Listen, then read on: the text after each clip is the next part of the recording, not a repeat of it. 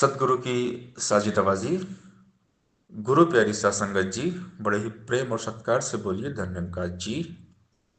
प्यारी सा संगत जी, आज का टॉपिक है हमारी औकात मिट्टी है, राख है। हमें हमारी औकात में हमेशा रहना चाहिए, क्योंकि हमारी औकात सिर्फ मिट्टी है, राख है, खाक है। हम कुछ भी नहीं है, सब कुछ प्रभु है। हमें हमारी औकात में रहना चाहिए, क्योंकि हमारी औकात सिर्फ मिट्टी है, खाक है, राख है। मिटा दे अपनी हस्ती को अगर कुछ मर्तबा चाहे, कि दाना खाक में मिलकर गुले गुलजार होता है।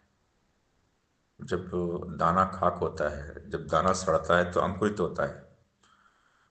अगर दाना जमीन के ऊपर ही रहेगा ना, तो वो अंकुर उसमें नहीं फूटेगा, दाना कभी अंकुरित नहीं होगा। जब वो दाना जमीन के अंदर जाएगा, जमीन के अंदर सड़ेगा, धूल मिट्टी पूरी तरह मिल जाएगा, तब जाकर वो अंकुरित होता है। यानी दाना मिटने के बाद ही अंकुरित होगा।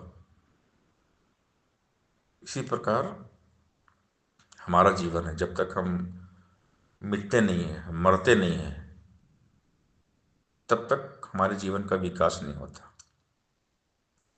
पहले मरण कबूल कर क्षण जीवन की आस, संतों की मन रेणुका फिर आना मेरे पास।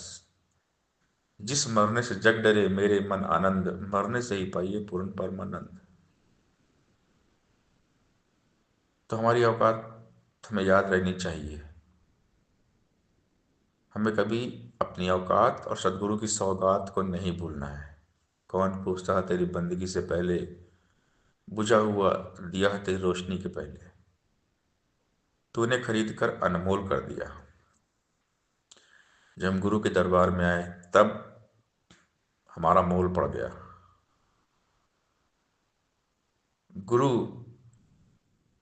हमारी कीमत रखते हैं, गुरु हमारी कदर करते हैं। दुनिया ने हमें ठुकराया, गुरु ने अपनाया। गुरु ने गले से लगाया, गुरु ने चरणों से लगाया, गुरु ने अपना बनाया। अपना बना के तूने अनमोल कर दिया।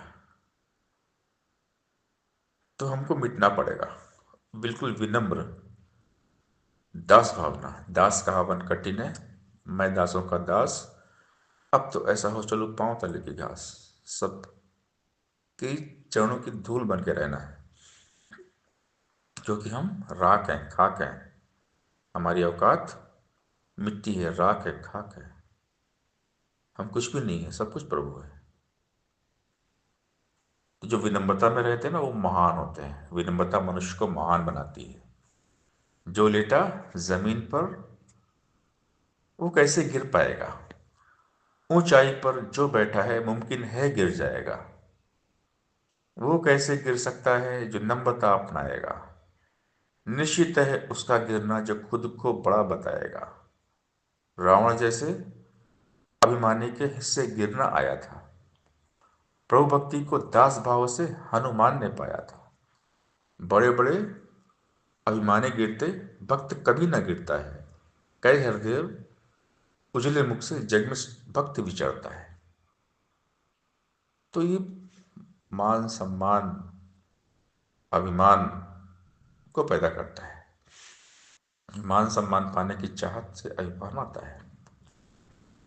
बड़े बड़े अभिमानी नानक गढ़ तले। भक्त को मान सम्मान यश कीर्ति की कोई लालसा नहीं होती।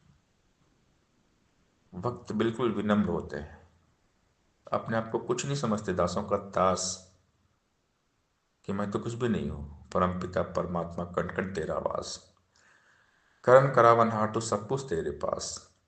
अंग संग तुझको देख के अवतार करे अरदास। तू शाहों का शहंशाह, मैं दासों का दास। दास भावना। सदगुरु स्वयं को दास कहते हैं।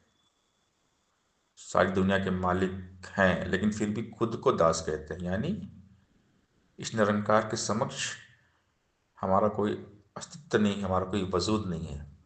सदगुरु हमें सिखाते हैं। सदगुरु स्वयं को दास बोलते हैं। तो सदगुरु तो मालिक हैं, लेकिन वो दास क्यों बोलते हैं खुद को? वो हमें सिखा रहे हैं कि इस परमपिता परमात्मा सर्वशक्तिमान ईश्वर निरंकार के समक्ष हम कुछ भी नहीं है। हम अपनी मर्जी से एक श्वास नहीं ले सकते, हम एक कदम चल नहीं सकते, हम कुछ भी नहीं कर सकते। दातार की मर्जी के बिना हम कुछ भी नहीं कर सकते। वही वही होता है जो ये चाहता है। एक कदम भी ईश्वर के बिन कहाँ कोई चल पाता है। कहे हरदेव, सकल दुनिया को ईश्वर आप चलाता है, परमात्मा की मर्जी के बिना एक पत्ता नहीं हिलता है। तो फिर हम किस बात का गुमान करें, अभिमान करें? और हमारी मृत्यु ये सिद्ध करती है कि हम कुछ नहीं है।